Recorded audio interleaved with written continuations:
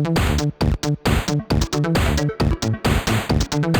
Friendo, Steve here. Hey, Larson. And welcome to the first episode of The Numbers Don't Lie. That is the first one that we're not doing exclusively for patrons and YouTube channel members.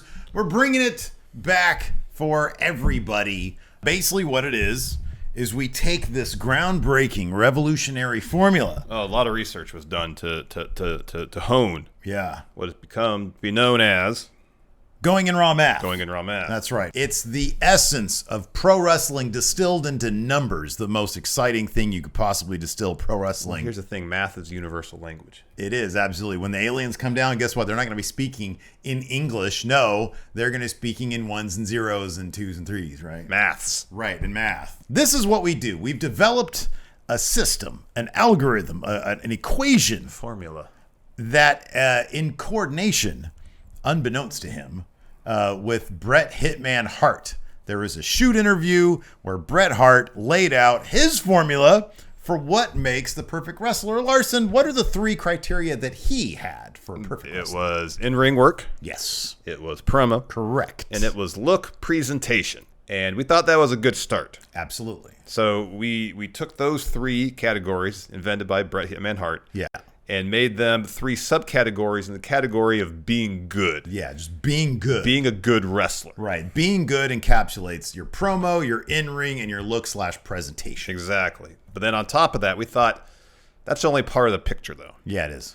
So we came up with two additional categories. One, KFabe. Yeah. Your success in terms of in-ring accolades, championships won. Right. Tournaments won.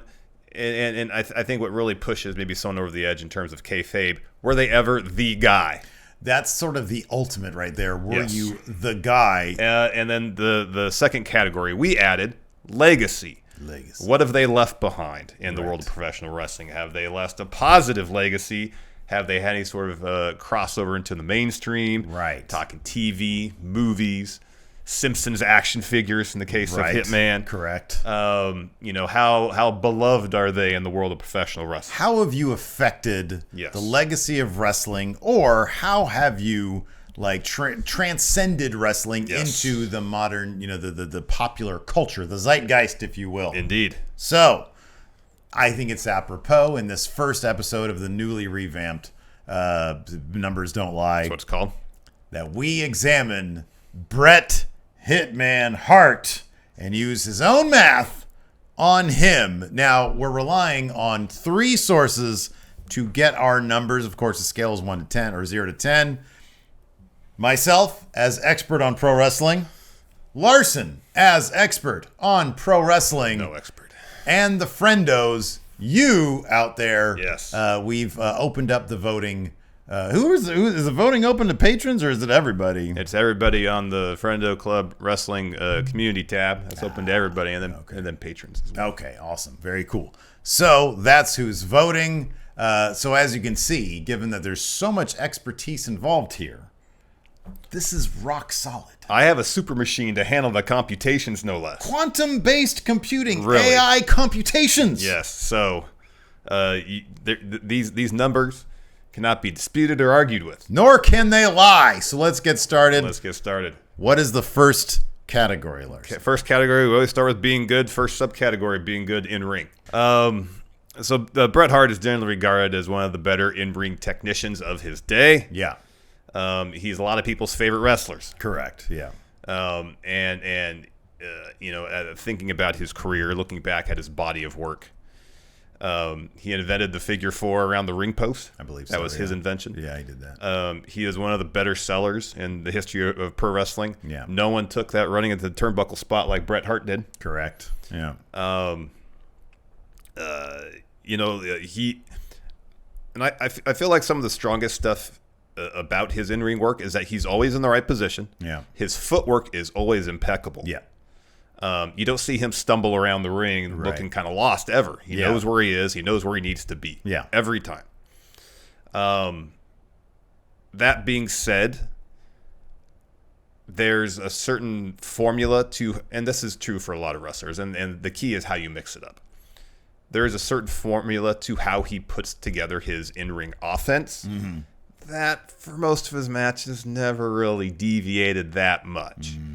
But to his credit, he got a really good match. Apparently, at a Tom McGee, who had basically never wrestled before. Yeah. And that almost got Tom McGee a job. Yeah, true, yeah. So I gave Bret a 9 for in-ring. Interesting. I gave Bret a 10. It's because of everything you just said. And I understand what you're saying with the formulaic nature, perhaps, and maybe his offense. However, and I know it's difficult to speculate, but like so much of his career, like the main bulk of his career is in WWF, where they rely on formulaic wrestling for the most part. So it's kind of unknown as to what he would do if he was in. Let me make this point. He and Shawn Michaels had an hour to showcase whatever creativity they wanted to do. Yeah. They could do. Yeah. In the largest stage possible in WrestleMania. The match wasn't bad. Yeah. But it didn't seem to live up to the expectations of the skills of the two competitors. Okay. Fair enough. Regardless, I put him up there with the Flairs. I put him up there with the HBKs. The level of competition that he had maybe wasn't up to a lot of the wrestlers that we see now, like a Bret Hart in his prime now. I still think he'd probably be considered a top 5 all-time wrestler, a top 5 worldwide wrestler. I think he'd be up there with the Danielsons. I think he'd be up there with the Okadas. And that's just pure speculation on my part. But he is sort of the benchmark that people often look at for what is the best in-ring professional wrestling. Who am I to disagree with that?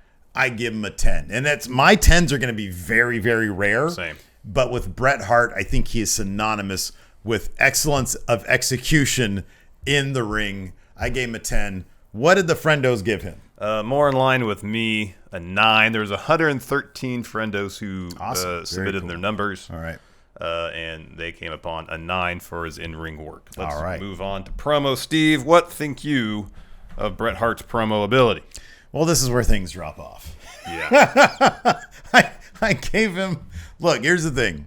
Bret Hart could be an entertaining promo, usually when he was a bad guy. Mm-hmm. When he was a good guy, he came off as kind of whiny.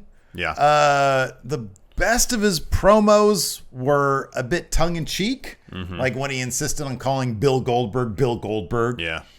There are a lot of... But those are kind of the outliers. Yes. Oh, God, did I really give him this? I gave him a 7 for promo. Wow.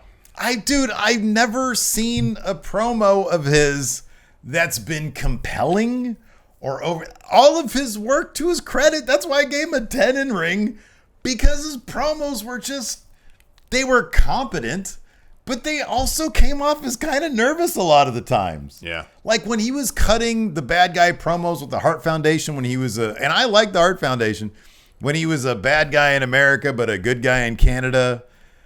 Even then, they came off as kind of nervous. I don't think he wanted to be doing bad guy promos. I don't think he wanted to be a bad guy. No. And so, yeah, I can't give anything more than a 7. His in-ring is where he did the talking. Yeah. And when he got the microphone in his hand, it just wasn't all that great. No. So I gave him a 7 promo. I don't disagree with anything you said. In fact, I'm harsher on Bret than you are. I gave him a 6.5. All right, that's fair too, I guess. See, I don't think Bret was ever bad on the mic. I just don't think he was necessarily the most intriguing, compelling character on the mic, and that was kind of the aspect of Bret that I never really got into. I can appreciate his in-ring work and the excellence of that. Yeah. I was never invested in Bret Hart the character. Yeah. And a lot of that is mic work. I mean, he can, in his matches, by the end of them, he looks like he was beat to hell every time. Yeah, right. Because he's such a good seller. Like Yeah. Kyle O'Reilly, he looks blown up at the end of every one of his matches. Yeah. But if I'm not invested in the character of Bret Hart, Yeah. I can appreciate the performance, but I'm not as invested in the story as maybe as I should be. And a lot of that is because he just came off, as you said, kind of nervous. He had some good stuff here and there. Right. There's a lot of stuff he did in '97 with the Hart Foundation is probably his best promo work. But as you said, he didn't exactly feel comfortable a lot of the time. And then like his WCW stuff, if he felt checked out. Oh, man. He was talking about his cat half the time.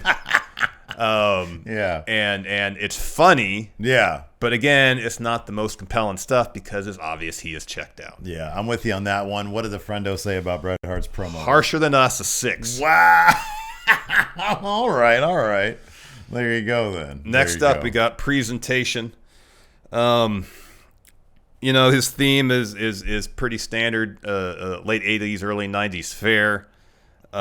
There's really nothing about, he didn't have a bunch of pyro. Yeah, right. He didn't have a bunch of flashing lights. He didn't have Bret in pyro in the ring like Sid did. No Sid pyro, no.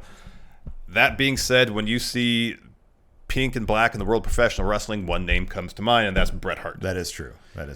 And like his gear always looked good. It did, yeah. The Hart Foundation logo was great. Yeah, right. When they all had the matching jackets with their name and the skull and stuff on the back, Really that was cool. good stuff. That was good stuff. But I don't think it ever really went beyond good stuff. Yeah. It's good, and like I said, like you think of that particular color scheme, you think of one name, and that's Bret. I gave him, what is this, a 7.75 for presentation. All right. I mean, he came out and he did this, and you know he's convincing, and he was the best there was, I guess. The sunglasses and all. And he gave the sunglasses to the kids and stuff, and you know, so yeah, I think 7 3/4 is fair score there. I'm almost exactly with you. I gave him a 7.5 because of literally everything you just said. I thought his aesthetic was fine. Pink and black, it's difficult to rock that, and he did rock that. He had the cool sunglasses. He had the long wrestler guy hair. Nothing about him was overwhelming. It was just, you know, he had pink. That's what he did. Yep. And that's what it was, and that's cool. But yeah, no, I gave him a 7. It was kind of like lazy create a wrestler when I look at him. Yeah. You know. So I gave him a 7.5. What did the Friendos give him? Friendos gave him a. Well, sometimes these quantum computers, they kind of get slowed down. 8.08 for presentation. Okay. All right. So all right. So you know, a little. I think more highly of the Higher. presentation. People like pink. Pink's a cool color. Oh, It's pink's a a good great looking color. Yeah. There you go. I like pink. Let's talk KFabe. Steve, what do you think about Bret Hart's KFabe? So the point that I was going to bring up with KFabe is also, are you the best politicker in the room? If so, then generally speaking, you might get a 10. Yeah. Bret wasn't. No. I don't think Bret liked politicking. No. To his credit, he was the guy when there wasn't a guy there. Yes. As you can see with WrestleMania 9, this is the best evidence to support my assertion that he was a 9 kayfabe. Because he couldn't be a 10 because of Hulk Hogan. Hulk Hogan was a 10. Whether you like it or not, oftentimes your kayfabe score can be influenced by how well could you convince the top guy, the promoter, that you should have the titles. Yep. It's not real. You know, it's scripted entertainment. They're going to script you to have the titles. And if they script you to have the titles a lot, your kayfabe's going to be really high. It is. So in Bret's case, it seemed like Vince was always all reliable for Vince. Yep. But he was never Hogan. Nope. And so for that reason, I gave him a 9. I liken Bret Hart's kayfabe to CM Punk's kayfabe once we get to him, which his legacy is still being crafted, by the way, so it might be a little while. Yes. But CM Punk was the guy, but he wasn't John Cena, and he wasn't a WrestleMania main eventer. Now, Bret Hart did main event several WrestleManias, but it was during that period when Vince didn't have a Hogan. Nope. He didn't appreciate that Lex Luger didn't want to be on that bus for a long time. And as soon as something better came along, Vince ran with something better. Yep. In Vince's estimation. So for that reason, I gave Bret Hart a 9. I'm not too far off. I gave him an 8.5 for everything you said. I just feel like I'm gonna dock him a half a point because he was never the guy. He was in, you know, if we need someone who, I mean, I understand that Bret was wildly popular in overseas. Mm-hmm. Yeah, he was. But if you, I can't give someone a 9 or higher unless at some point in their career in their company they were the guy. Mm-hmm, yeah. I feel like when we did this previously on Overrun, I was a little too generous in my kayfabe and legacy scores, and I'm going to account for that here. Mm-hmm, yeah. You know, before if you won a bunch of titles, you got 10 kayfabe, and I don't think that's exactly an accurate picture. I agree. Of one's in-ring accomplishments. Right. If you win a bunch of titles in WWF, then you're good. Well, even then, like I'm not going to give the Edge a 10 kayfabe. Ooh, could you imagine trying to give Miz a 10 kayfabe? Exactly. He's a two-time Grand Slam champ. He's not a 10 kayfabe. Right, yeah. So I gave Bret an 8.5. He had several pretty successful title runs, but again, never the man, never the guy in the company, the face of the company, the guy who Vince is putting the entire fortunes of his corporation on. Right, yeah. He was never that guy. Right. Wildly successful, won a ton of titles. Yep. But never the guy, so I gave him 8.5. There you go. What did the Friendos give his KFabe score? 8.92. Okay, all right. So right there, right closer to me than you. Yeah. In between us. All right. Yeah. All right. Next up, we got Legacy. Legacy. Why do we always do Undertaker? Oh, because he said it. I got to protect my legacy. Exactly. That's Yeah. why. So, the legacy of Bret Hart. You go first in this case. All right. So, he's a lot of wrestlers' favorite wrestler. It seems like a lot of wrestlers these days, either their favorite wrestler is either Bret Hart or Shawn Michaels. Yeah, right. So that helps Bret's legacy. And because he's a lot of wrestlers' favorite wrestlers, I feel like he's fairly influential still this day in the world of professional wrestling. I mean, Dax Harwood said he created an entire podcast to talk about Bret Hart matches. Right, yeah. Didn't exactly happen, but apparently that was the inspiration. Right. He was in Lonesome Dove. Correct. He was on The Simpsons. He had his own Simpsons action figure. He did. I think he's generally well-liked within the business. Oh, yeah. But as I said prior, I was too generous in terms of legacy scores prior. I feel like 10s are reserved for... Oh, peak. Yeah, cream of the crop. Yes. Oh, yeah. And I feel like Bret, as good and oftentimes as great as he was, is just a little bit below that. Okay, sure. Just a little bit below that. So I think I gave him... Give me 1 minute. This quantum computer, I had to reset it because sometimes it's too powerful to handle. Well, it has an ego now. It does. It's nearly sentient at this juncture. It's getting there. A couple weeks, it'll be there. It will be. It'll come up with our scores for us. I gave him a 8.75 for legacy. Not quite a 9. Oh, you gave him that this time around. Yes. Okay. What did you give him last time? I think a 9. Okay. I gave him a 9, which is very close to yours for everything you said. Being on The Simpsons, you left out Mad TV. He was on Mad TV. That's right. Lonesome Dove. He might have, he could have had his own spinoff of Lonesome Dove. I don't know. But yeah, I think he is so well regarded, and I think time has only helped his legacy. When people go back and they fondly share gifs of various spots within various wrestling matches that might be as well known, when they shine a light on. How he's conducted himself, the silliness of the Goldberg feud. Yeah. I don't know how that taints or enhances legacy. Yeah, no. For me, it kind of enhances it, to be honest with you, because it's kind of funny. But he seems like a decent guy, and I like Bret Hart, and seemingly everybody really likes Bret Hart. So I gave him a 9. I think that his career at the end of the day, how influential he is, and how I feel like also we talked about this in our Wrestling What Ifs show.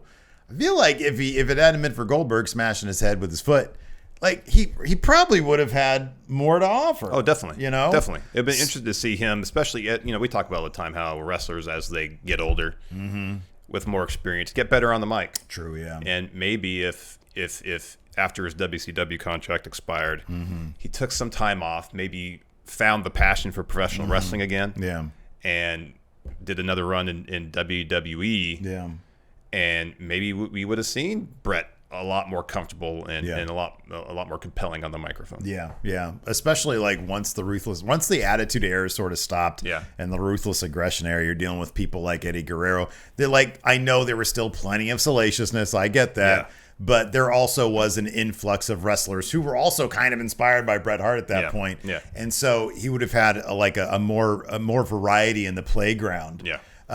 And so that would have been kind of interesting to see. And so I think he probably left some of that on the table, because of the Goldberg injury. Yeah. But regardless, I gave him a 9, very close to what you said, and I agree with everything you said. What'd you give Bret for KFabe again? Sorry.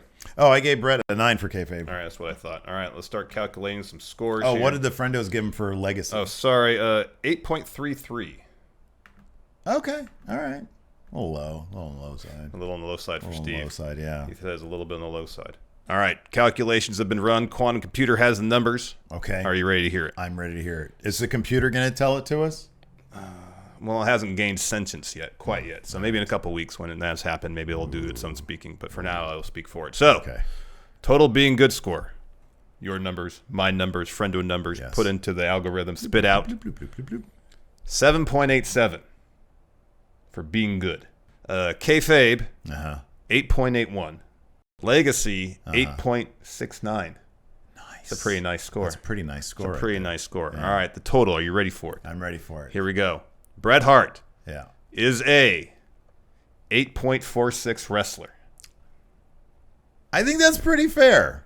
I mean, we'll need context of like more of these. Obviously.